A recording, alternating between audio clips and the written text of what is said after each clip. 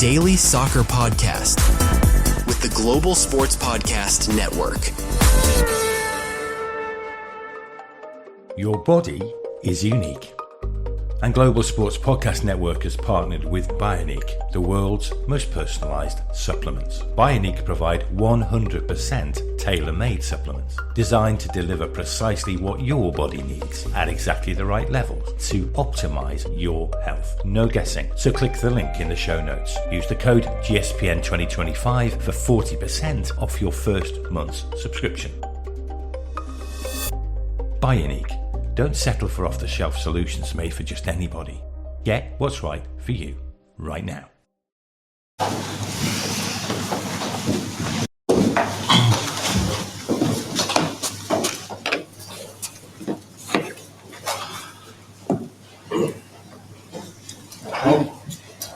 Arne, you didn't have to wait until the final few minutes to win it today, but there was still a lot of tension out there late on. How did you see it?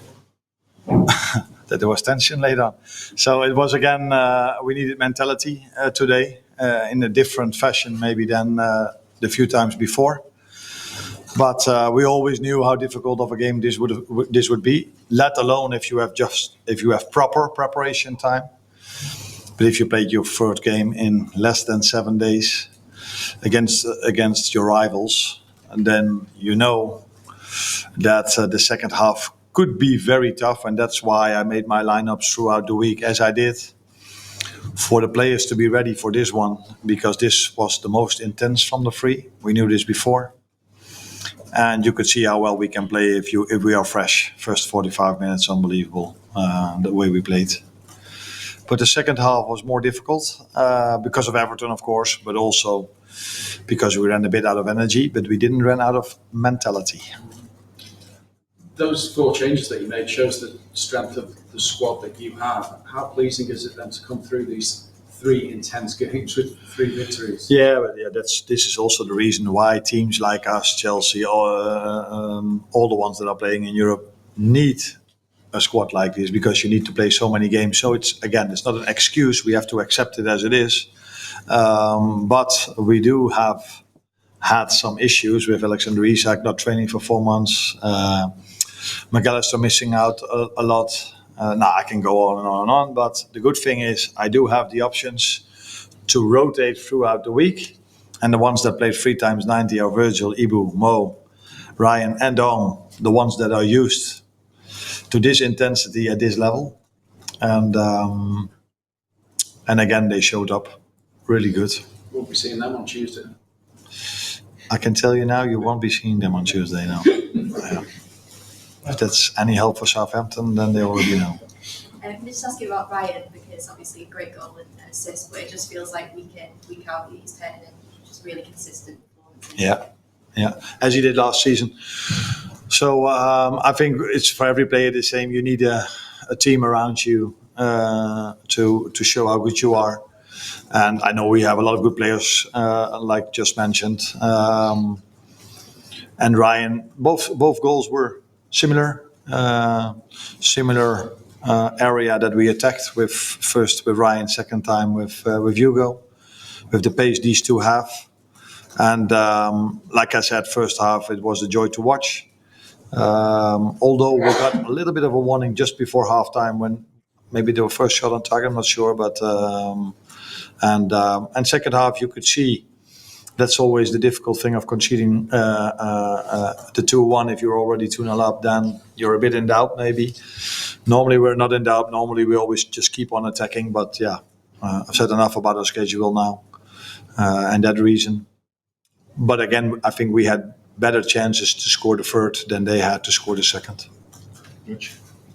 I'm with Ryan. I think he said in an interview on TV that you're giving him a bit more freedom to get forward more this season. He actually didn't score a Premier League goal last season. He's got 2 already this. With a goal and assist today, he's showing his quality in the final third as well. And can you sort of tell us about that plan to get him forward a bit more? I think this is the evolution of a team. You should constantly try to do different things. You try to keep what's really good, but yeah. Other teams try to adjust to us as well. So we need to constantly evolve. Is that the right word? Evolve. And apart from that, we have different players now than we had last season. So sometimes you adjust a little bit also by the quality of the players you have now compared to the ones we had last season. So yes, he has I wouldn't say freedom, but he has the moments that he can help the attack. But that has a lot to do with the way the other team presses and the way. Yeah, this is a long story, but so yeah, he has a bit more freedom. Yeah. Mike? Maybe a silly question with a 100% record, but would you like your team to manage games any better, or is that kind of impossible with the intensity of Premier League football? No, I think we manage the game really well, but we don't manage some moments really well. So this was also the thing I said before the game. There's a lot to like, but we have to understand that a moment can change momentum. And this is what happened against Bournemouth, where we're 2-0 up, was our game, but a silly trick. We conceded 2-1. The set pieces against Newcastle, conceding just before halftime against Atletico Madrid when we played so well also in the first half. So we have to understand that we have to understand that that a moment can change the game. No matter how well you play, no matter what you do, always fight for those moments. And this is where we can improve a little bit, but we managed the game in general really well. I don't think they had any chance after they scored the 2-1. But it always feels a bit difficult if you're only 2-1 up. Arne, can I please ask you one more question about Ryan? He's picked up 2 goals and 2 assists here, and that's far better than last season. He seems to be so comfortable in this more advanced role in possession. You've never substituted him in all the games. I think that says a lot. Can you just tell me about his development recently and also about his personality, because he seems never to want to be in the spotlight? No, maybe not off the pitch, but on the pitch he does like the spotlight. But the thing is that I was planning to take him off after 60 minutes, but then we conceded a goal. And I think he took the spotlights mainly because of his attacking things he does. But I also see, and maybe you guys as well, how much he runs off the ball, how many times he's there to help out Connor when he's in a 2v1 situation. And the same for Dominic Szoboszlai, the amount of sprints they make to help Connor, but a bit Mo Salah as well, because of that we can leave Mo a bit more forward and get the best out of Mo also. So yeah, he's done very well, and now it's been maybe a bit more in the spotlight because he has these goals and assists. But even if he wouldn't have had that, he would have still played really well. But it's also nice that after 6 games there's something more positive than there is last season. Another goal for Hugo today. There's obviously a lot of talk about Alexander Isak the last few weeks, but how impressed have you been with Hugo so far in his all-round game as well as his goals? Of course, impressed, but to the extent that we knew what we brought in. So, like any other team in this league, every team has 2 number 9s. You can see this at Everton today as well. We have 2 number 9s of excellent quality, like our competitors have as well.